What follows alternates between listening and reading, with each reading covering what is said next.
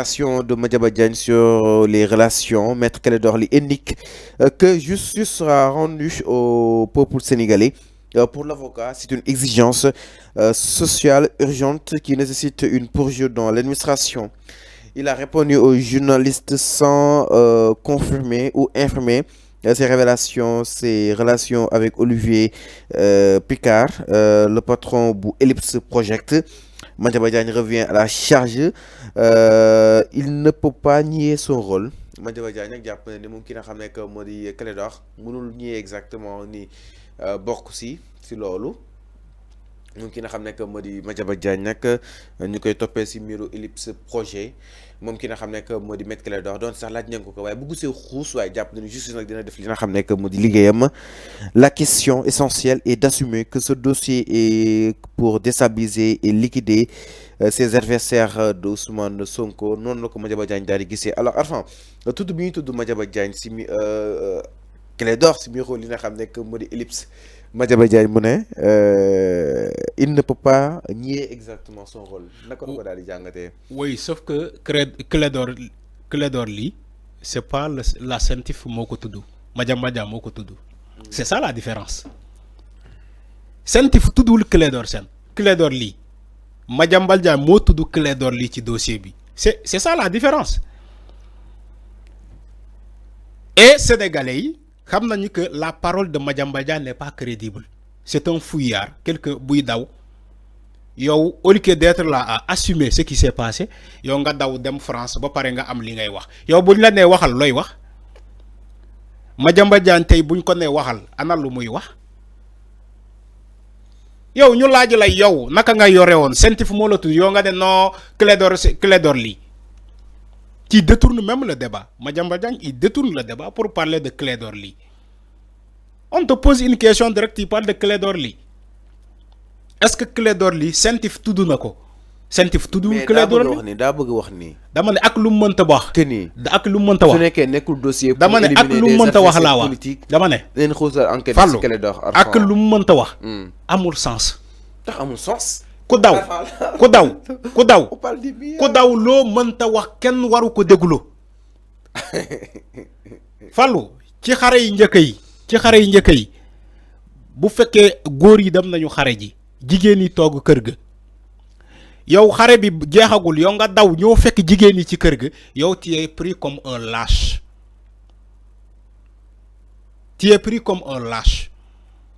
un fouillard c'est un lâche. Donc Madiaba Diagne il a fouillé, c'est un lâche. Yow fi nga doon taxaw avec sa plume, avec son quotidien, le quotidien de Madiaba Diagne, di bind di n'importe quoi sur des personnes. Diw demal nga wuy ji. C'est Madiaba Diagne qui incitait aux personnes d'aller répondre à la justice. Aujourd'hui, il est où? On se pose la question. Madiaba Diagne mi fi nekkoon dina diw ak diw dem leen répondre devant la justice ci jamono Macky Sall. Madiaba Diagne qui disait à Pape Alé Niang, son confrère journaliste, d'aller répondre à la justice. Non, loolu débat bi. Si Fallou débat bi man maa koy orienté mu neex la mu nakari la. Madiaba Diagne moo doon toog ne Pape Alé Niang ci jamono Macky Sall. Il n'a qu'à assumer ce que Pape Alé Niang n'a qu'à assumer ce qu'il a fait et d'aller répondre à la justice. C'est Madiaba Diagne en tant que confrère. C'est lui qui disait en même temps à Ousmane Sonko d'aller répondre à la justice. Aujourd'hui, lui, le grand guerrier, lui, il a pris la tangente, il a fui. Et tu me dis que Madiaba Diagne qui dit que ouais, Maître Clédor Ly, il est lié à la société Ellipse. Madiaba Diagne mooy wax loolu sénégalais déglu ko yan Madiaba Diagne mooy wax loolu sénégalais déglu ko est-ce que vous connaissez qui est Madiaba Diagne xam ngeen ne kan mooy Madiaba Diagne yéen est-ce que xam ngeen ni kan mooy Madiaba Diagne quelqu'un qui manipule à longueur de journée. Son travail c'est de manipuler à travers la presse, c'est de manipuler tout un état. Quand l'État yom n'a manipulé. Bien sûr. Enfin, c'est grave. Oui, vous faites que Gamano Macky Sall, Madiaba Diagne. Oui, c'est ce qu'il faisait. Il manipulait à longueur de journée. C'est ce qu'il faisait. Donc c'est ça la réalité. Yo bo taxawé tay dima wax ay wax Madiambal Diagne. La CENTIF n'a pas musul tuddu Maître Ciré Clédor Ly. Madiambal Diagne certes blanché non trou Maître Clédor parce que enquête mo démé non li ñi gëna dem mi gëna xous. Enquête ba kon yow da nga bëgg né enquête bi Madiambal Diagne moko yor. Yo Fallou tu dis des choses tellement que tu ignores quoi. Tu connais même pas ce que tu dis. Madiambal Diagne moo yor enquête bi moom mooy enquête bi di xuus. C'est ce que tu as dit. Yo Fallou yo da nga garaaw. Yo en réalité yaa Madiambal Diagne amul différence. Non, je ne voulais pas dire ça. Non, tu voulais pas le dire mais tu l'as dit. Non, je ne voulais pas le dire. Tu voulais pas le dire mais tu l'as dit. Alors j'ai dit que Alpha. Yaa Madiambal Diagne ni ngeen s'orienté kiiwul. Vous êtes les mêmes personnes. Alors, la manipulation, tout ça, vous dites. Des conneries, quoi. Je voulais dire, dossier Bougnou. Vas-y. Dossier Bougnou, si on topé, il y a un rebondissement, il y a un concret. Il y a un top dossier. Il y a un top. Il y a un la cité. Mais il y a un exemple, peut-être que je sais que Madiambal. Madiambal Diagne kan moo koy déglu fan la nekk. Mais dinañ ko déglu bientôt. léegi fan la nekk. Bientôt dinañ ko déglu. yoon daf ko bëgg a déglu fan la nekk moom sauf que moom fan la nekk. Fallou il faut dire les choses telles qu'elles sont. dañoo bëgg a déglu Madiambal Diagne d'accord mais gi anamu pour ñu déglu ko anamu. ana Madiambal Diagne pour ñu déglu ko. Après tu me dis non je ne voulais pas le dire mais tu l'as dit quand même. Voilà tey jàpp nañu la Sénégalais ñu ngi lay seetaan jàpp nañu la. Manipulation, raconter des conneries comme ça, comme Madiambal Diagne. Yo, la parole de Madiambal Diagne est crédible. Moi, je mener enquête. Bah, ici, c'est Clédor Ly. Clédor, si on tente un fouillard. Mais voilà. Mais d'où tente un fouillard? Parce qu'il n'est pas un homme. Il n'est pas un homme. Un homme ne fouille pas. Man, si je Maître Ciré Clédor Ly, je ne tente Madiambal Diagne. Parce que je suis un homme. Un homme, quand la justice de ton pays te convoque, tu vas répondre. C'est ça un homme. Même les femmes, ça sont plus courageux que Madiambal Diagne. Ñom tabaski ngom fi lañu nekkon ndawuñu dañ leen japp yobu leen ci kasso bi. Alors ñaata jigen lañu convoquer fi ñu dem wuy ji te dawuñu ñom Coro Mandela ñom ñep même Ngone Saliou bu ñuy xarab ni demul wuy ji. Ngone Saliou mënul won daw parce que journalistes yi ñoy daw te lolu mo xew temps yi.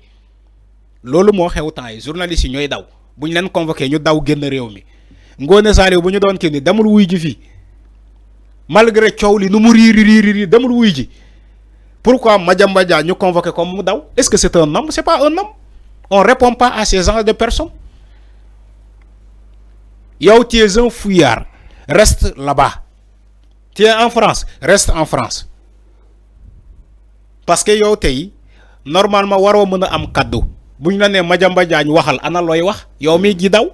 Tu n'es même pas courageux. Alors leer na. Yow ba ñi japp sa famille, japp say dom, japp sa jabar, teg loxo ci say bien. Tu peux même pas revenir au pays. Xana kay buñu jappé sa ñaari dom, jappalé sa jabar.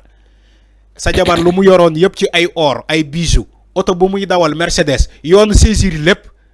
Sa compte yi nak EBA, Bank of Africa, gaay dem yépp saisir say bien, sa compte, yow Madiambal Diagne ba légui tu peux même pas revenir au pays. Koku nu mu doon. Est-ce que c'est un homme? Ce n'est même pas un homme. Sa femme qui est une femme a affronté la prison. Elle est en prison. Ses enfants qui sont des hommes, ils ont affronté la prison, ils sont en prison. Mom day biligi, bilen exposé, mom mo daw. Ba paré, il prend sa plume en France pour écrire pour tantôt pour wax ay conneries. Arrêtez-nous avec les histoires de Madiambal Diagne Fallou, s'il vous plaît. Arrêtez quand même. Les hommes sont au pays. Tous les hommes sont au pays. Man bala may de ñu ne ma oui Madiambal Diagne il bénéficie d'une présomption d'innocence. Non. Yoon dafa am lu mu wax. Ma wax la ko. Présomption d'innocence amul ci Madiambal Diagne. Si il est convoqué par la justice, il prend la fuite. La présomption d'innocence passe de la présomption d'innocence à la présomption de culpabilité. Sadbouli. ça passe de la présomption d'innocence à la présomption de culpabilité parce qu'il a fui. On sous-entend que il a fait.